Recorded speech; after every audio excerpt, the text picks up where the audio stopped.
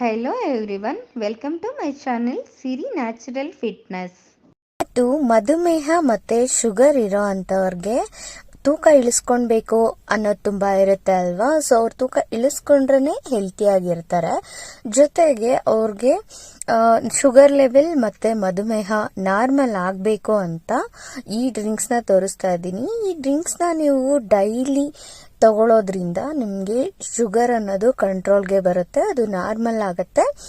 ಜೊತೆಗೆ ನಿಮ್ಮ ಬಾಡಿನಲ್ಲಿ ಕೆಟ್ಟ ಕೊಲೆಸ್ಟ್ರಾಲ್ ಏನಿದೆ ಅದು ಕೂಡ ಕರಗುತ್ತೆ, ನಿಮ್ಮ ತೂಕ ಕೂಡ ಕಡಿಮೆ ಆಗುತ್ತೆ.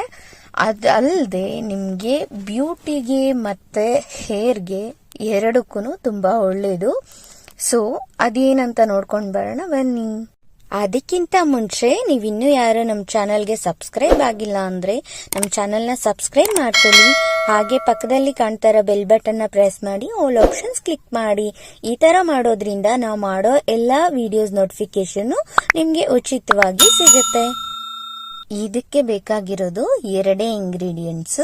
ಸೊ ಇದು ನಮ್ಗೆ ನಮ್ಮ ಮನೆಯಲ್ಲೇ ಸಿಗುತ್ತೆ. ನಾವು ಎವ್ರಿ ಡೇ ಮನೆಯಲ್ಲಿ ಅಡ್ಗೆಗೆ ಯೂಸ್ ಮಾಡ್ತೀವಿ.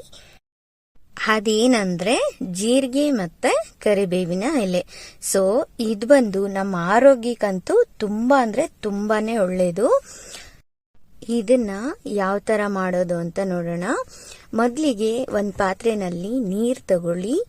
ಸೊ ಅದಾದ್ಮೇಲೆ ಸ್ಟವ್ ಆನ್ ಮಾಡ್ಕೊಂಡು ಅದನ್ನ ಸ್ವಲ್ಪ ಬಿಸಿ ಮಾಡಿ, ಅದಾದ್ಮೇಲೆ ನಿಮ್ಗೆ ಎಷ್ಟು ಬೇಕು ಅಷ್ಟು, ಅಂದ್ರೆ 1 ಸ್ಪೂನ್ ಆದ್ರೂ ಆಯ್ತು, 2 ಸ್ಪೂನ್ ಆದ್ರೂ ಆಯ್ತು. 2 ಟೈಮ್ಸ್ಗಾದ್ರೆ 2 ಸ್ಪೂನ್ ಹಾಕೊಳ್ಳಿ, 1 ಟೈಮ್ಗಾದ್ರೆ 1 ಸ್ಪೂನ್ ಅಷ್ಟು ಹಾಕೊಳ್ಳಿ, ಸಾಕಾಗತ್ತೆ. ಸೊ ಜೀರಿಗೆ ಕುದಿತಾ ಇದ್ದಾಗ ಕರಿಬೇವಿನ ಎಲೆನ ಹಾಕೊಂಡ್ಬೇಕು.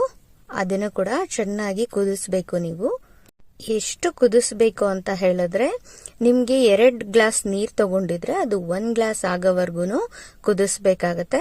ಚೆನ್ನಾಗಿ ಕುದ್ದಿದಾದ್ಮೇಲೆ ಅದನ್ನ ಸ್ಟವ್ ಆಫ್ ಮಾಡಿ ಸ್ವಲ್ಪ ಹೊತ್ತು ಬಿಟ್ಬಿಡಿ. ಸ್ವಲ್ಪ ತಣ್ಣಗಾಗ್ಬೇಕು, ಅಂದ್ರೆ ಓವರ್ ಬಿಸಿಯಲ್ಲಿ ಇರ್ಬೇಕಾದ್ರೆ ಕುಡಿಬಾರ್ದು.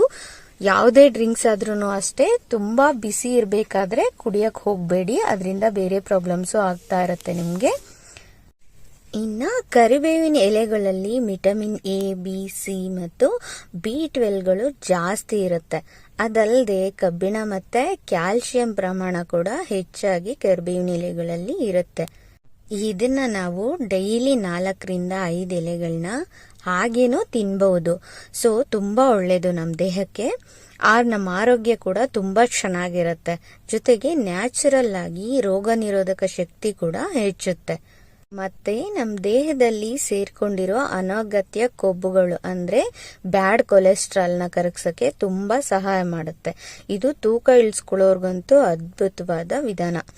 ಜೊತೆಗೆ ಕರಿಬೇವಿನ ಎಲೆ ಬ್ಲಡ್ ನ ಶುದ್ಧೀಕರಿಸಿ ಹಿಮೋಗ್ಲೋಬಿನ್ ಹೆಚ್ಚಾಗೋ ತರ ಮಾಡುತ್ತೆ. ಮತ್ತೆ ಕೂದಲೇನಾದ್ರೂ ಉದುರ್ತಾ ಇದ್ರೆ ಉದುರೋದನ್ನ ಕೂಡ ತಡೆಯುತ್ತೆ.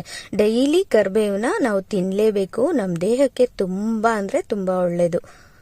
ಮತ್ತೆ ಜೀರಿಗೆ, ಇದರಲ್ಲಿ ನಮ್ಮ ದೇಹಕ್ಕೆ ಬೇಕಾಗಿರೋ ಫೈಬರು, ಕಬ್ಬಿಣ, ಕ್ಯಾಲ್ಸಿಯಂ, ಪೊಟ್ಯಾಷಿಯಂ, ಮ್ಯಾಂಗನೀಸ್, ಸೆಲಾನಿಯಂ, ಸತುಗಳು, ವಿಟಮಿನ್ಗಳು ಮತ್ತೆ ಮೆಗ್ನೀಷಿಯಂ ಮತ್ತು ಪೋಷಕಾಂಶಗಳು ಇದರಲ್ಲಿ ಹೆಚ್ಚಾಗಿರೋದ್ರಿಂದ ನಮ್ಮ ಆರೋಗ್ಯ ತುಂಬಾ ಚೆನ್ನಾಗಿರುತ್ತೆ.